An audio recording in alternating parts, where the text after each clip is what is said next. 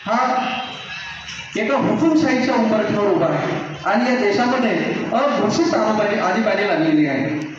या देशामध्ये काम करत असताना काल्पनिक कथेचा आधार घेऊन आपल्याला त्याची तीव्रता समजून घेण्यासाठी हा माझा एक छोटासा प्रयत्न आहे की एका जंगलाला ज्यावेळेस आग लागते त्यावेळेस सर्वचे सर्व प्राणी, मग त्या हत्तीच्या ताकदीचे असतील आमच्या बाबुराव सोडकर मामासारखे, कोणी वाघाच्या ताकदीचे असतील आमच्या राजू वरकडे सारखे, कोणी चित्त्यासारखे चपळ असतील, कोणी जाधव दादासारखे तर्कसंगत विचारावर काम करणारे असतील, ही सगळे प्राणी या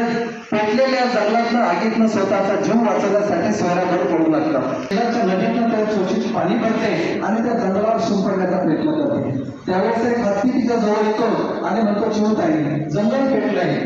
सगळ्या याच्यामध्ये जवळ फार उभा आहे, आम्ही एवढे ताकदवान असताना, वाहन एवढं मजबूत असताना, चित्ता एवढं चपळ असताना, लांडगा एवढा धूर्त असताना आम्ही सगळे जीव वाचवण्यासाठी जंगलाच्या बाहेर पडत आहोत।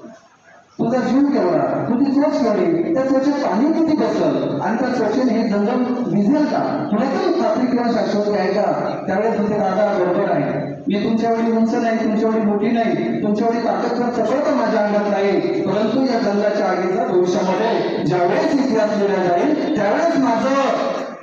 आग लागली असताना पडणाऱ्यामध्ये नाव नसेल तर आग विझवणाऱ्याचे माझे नाव असेल। या महाराष्ट्राच्या सामाजिक